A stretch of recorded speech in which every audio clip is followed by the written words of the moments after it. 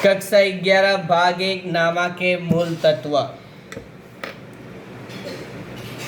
उसके अंदर first chapter चल रहा है हमारा, जिसमें पारिभाषिक शब्द है। पारिभाषिक शब्द में हमने थियरी चल रही है, और उसके अंदर अभी तक हमने पढ़ा है पूंजी। पूंजी किसे कहते हैं, तो फिर से रिपीट करके बता रहा हूँ।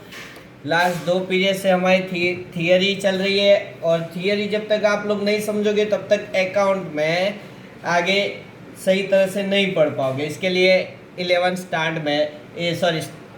कक्षा में स्टैंडर्ड में सबसे पहली बात यह है कि थियरी कौन सी चीज़ क्या है, ये पहले ध्यान से समझ लेना है। तो पूंजी हम किसे कहेंगे, धंधे का मालिक। धंधे में जितनी भी माल संपत्ति नकद लाकर धंधा प्रारंभ करता है तो उसे हम क्या कहेंगे, पूंजी। और आहरण, धंधे का मालिक निजी उपयोग के लिए धंधे में से माल संपत्ति नकद ले जाए तो उसे क्या कहेंगे, आहरण। अंतर, जैसे दायित्व। दायित्व किसे कहते हैं कि हमें किसी को चुकाना है, चुकाना बाकी है, या तो फिर चुकाना है, चुकाना बाकी है, और ऐसी कोई भी, जब तक हमने किसी के पास से उधार ली रकम चुकाते नहीं है तब तक वो हमारे लिए दायित्व होगा। अब दायित्व में आंतरिक दायित्व है और बाह्य दायित्व है। तो आंतरिक दायित्व की बात करें तो धंधे का मालिक धंधे में जितनी भी पूंजी लगाता है तो उतनी पूंजी यानी उतनी रकम धंधे के लिए आंतरिक दायित्व होगा। किसके प्रति, तो मालिक के प्रति। और अगर धंधे के मालिक और धंधे के अलावा अगर कोई तीसरे पक्षकार के पास से उधार माल खरीदता है या तो फिर किसी के पास से उधार रकम लेता है, तो जब तक वो नहीं चुकाता तो बाह्य दायित्व होगा। फिर उसके बाद हमने चालू दायित्व और गैर चालू दायित्व की पढ़ाई की थी।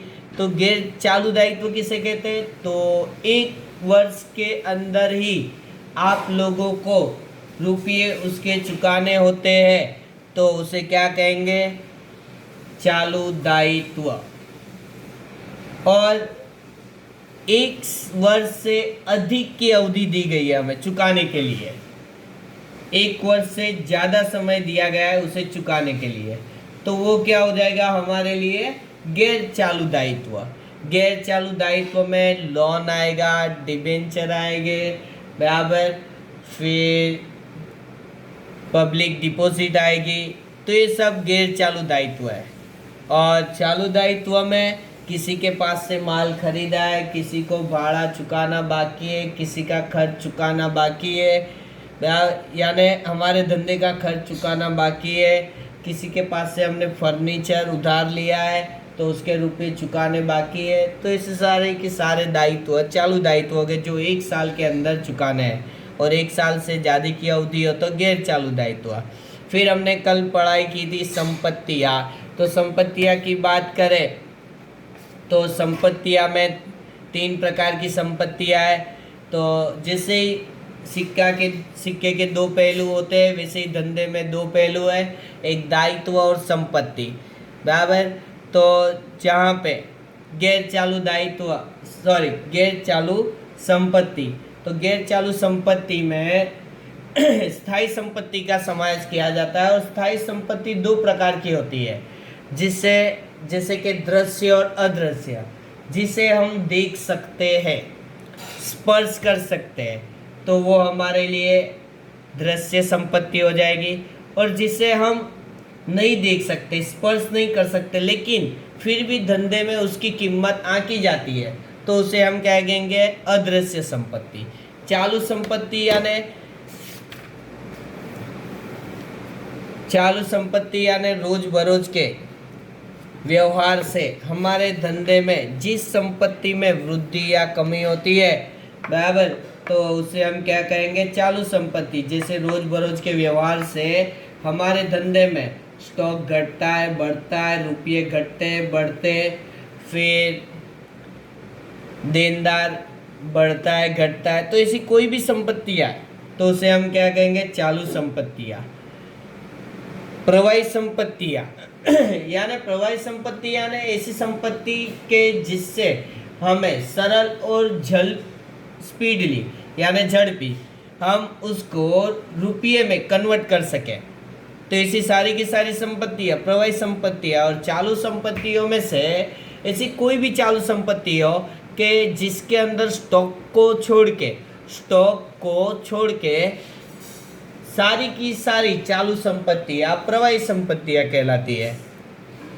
और वास्तविक संपत्तियां, तो वास्तविक संपत्तियों के लिए यहाँ पे दिया गया है कि वास्तविक संपत्तियां अर्थात जिनका वास्तव में मूल्य होता है, बराबर, संपत्तियों का रोकड़ में रूपांतर हो सकता है।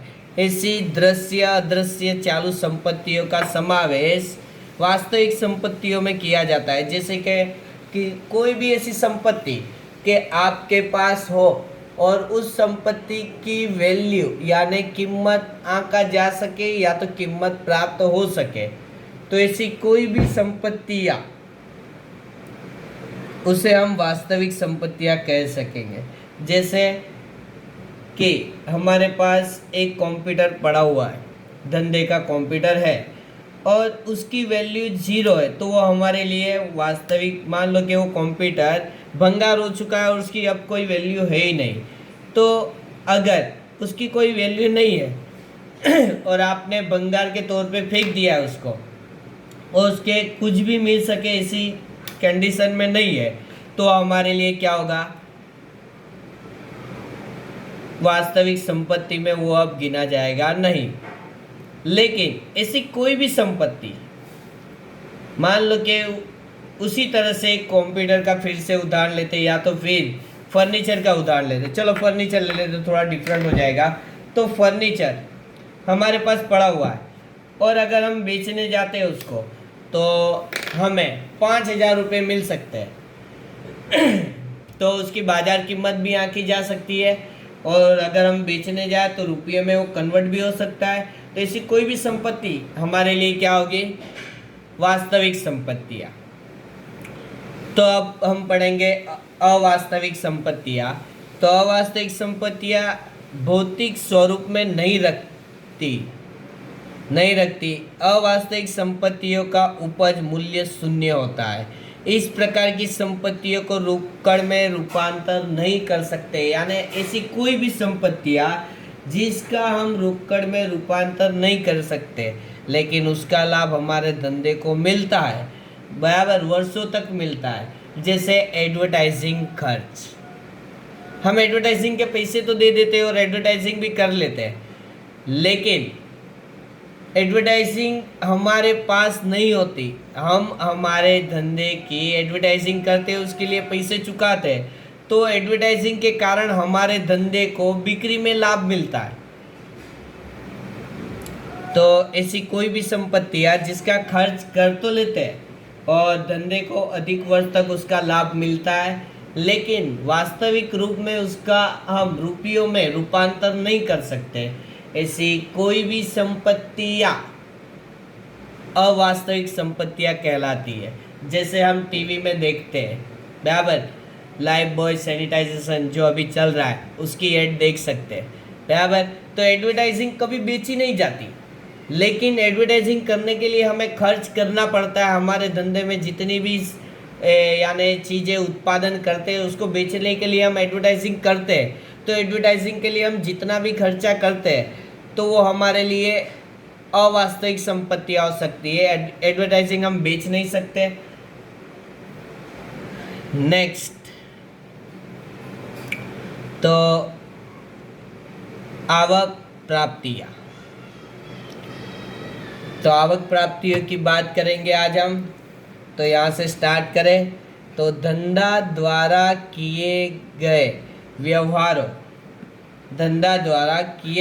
व्यवहारों के परिणाम स्वरूप जब रकम मिलती है उसको आवक या प्राप्ति कहते हैं। जैसे हम कोई भी व्यवसाय लेके या धंधा लेके बैठते हैं तो हम जितनी भी चीज़ें खरीद कर लाते हैं उसे हम बेचते हैं, तो बेचने से हमें, बराबर, और हम जितनी भी चीज़ें लाते हैं उसके अंदर प्रॉफिट प्लस करके हम बेचते हैं, तो वो हमारे लिए क्या हो जाती है, आवक या तो फिर प्राप्ति।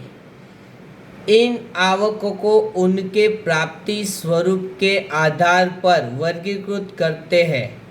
वर्ष दौरान नियमित मिलती आवक और वर्ष दौरान नियमित न मिलती आवक। धंधा के प्रतिदिन व प्रवृत्तियों में से नियमित आवक मिलती है, जैसे कि धंधा द्वारा किए विक्रय की आवक, कमीशन की आवक, डिविडेंड की आवक। ये सब क्या है? धंधे की आवक है। चीज़ें बेचने से हमें आवक प्राप्त होती है। अगर हमने कोई कमीशन से माल सामान बेचने का यानी एग्रीमेंट किया है या करार किया है, तो जब हम जितना भी माल बेचेंगे तो हमें कमीशन मिलेगा।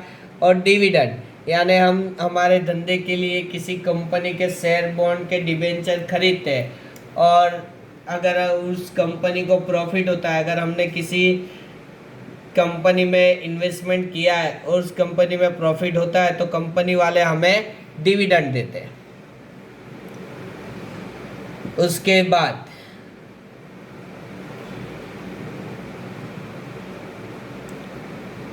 नेक्स्ट पूंजीगत आवक।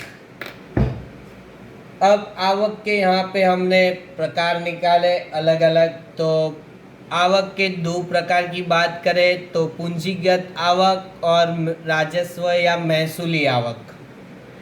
पूंजीगत आवक यानी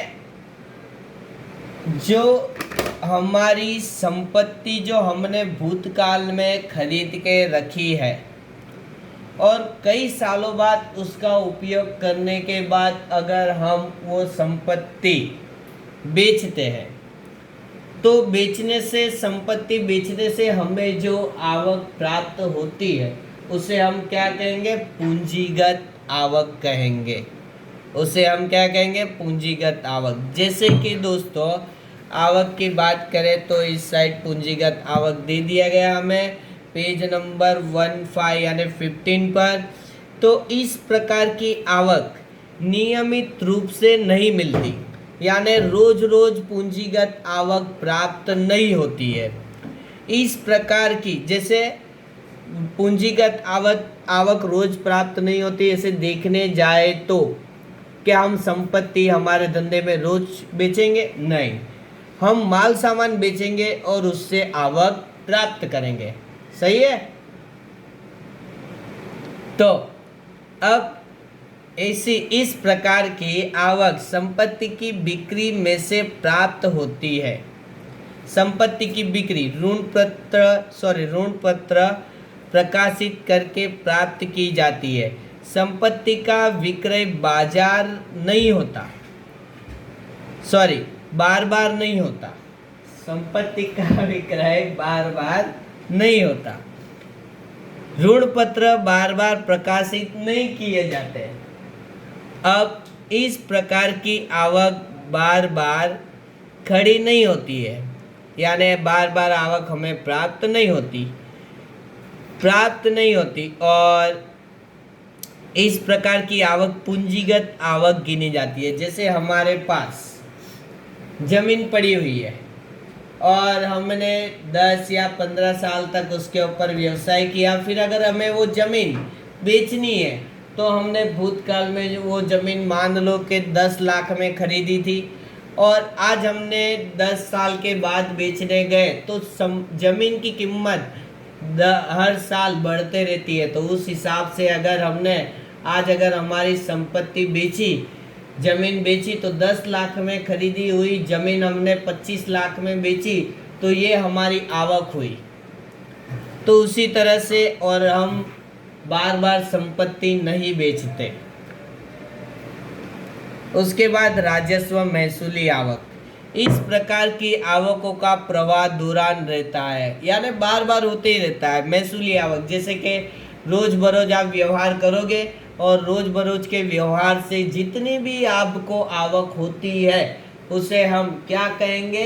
राजस्व या महसूली आवक कहेंगे। जैसे कि हम रोज हमारा यानी धंधा स्टार्ट करेंगे, बराबर फिर धंधा स्टार्ट करेंगे तो माल सामान खरीदेंगे बेचेंगे, बराबर। तो इससे हमें रोज रोज आवक प्राप्त होगी, तो इसी आवक को हम क्या कहेंगे? महसूली आवक या तो फिर राजस्व आवक कहेंगे। तो इसी प्रकार की यहाँ पे थियरी दी गई है, तो उसे हम रिपीट करेंगे। इस प्रकार की आवकों का प्रवाह वर्ष दौरान रहता है, यानी पूरे साल चलते रहता है, यानी हजारों लाखों जैसे व्यवहार हम पूरे साल करते रहते हैं। इन आवकों के आधार पर उस वर्ष में कमाया लाभ अथवा हुआ नुकसान जान सकते हैं। इस प्रकार की आवक में बिक्री की आवक, कमीशन की आवक, बट्टा आवक, भाड़ा की आवक आदि का समावेश होता है। जैसे आपने भाड़े की आवक प्राप्त की हो या तो फिर डिस्काउंट की आवक प्राप्त की हो, तो इसी कमीशन की आवक, डिविडेंड की आवक और माल सामान बिक्री से हुई आवक, तो ये सब हमारे लिए राजस्व आवक या महसूली आवक कहलाएगी। उसके बाद दोस्तों आपको दिया गया है भुगतान। भुगतान में यहाँ पे समझाया गया है दोस्तों कि धंधा द्वारा किए गए व्यवहारों में के परिणाम स्वरूप, धंधा द्वारा किए गए व्यवहार के परिणाम स्वरूप जब रकम चुकाई जाती है तब उसे जावक के रूप में पहचानते हैं। इन खर्चों को उनके चुकाने के स्वरूप के आधार पर वर्गीकृत किया जाता है। जैसे हमारी जो आवक है उसे हमने वर्गीकृत किया है, जैसे पूंजीगत आवक और महसूली आवक। उसी तरह से ये जो खर्च चुकाए जाते हैं उनको भी हम अलग से बताते हैं। जैसे यहाँ पे पूंजीगत खर्च और राजस्व खर्च। और वर्ष दौरान चुकाई जाने वाली नियमित आवक और वर्ष दौरान नियमित न चुकाई जाने वाली जावक, सॉरी यहाँ पे भी जावक ही लिखा है।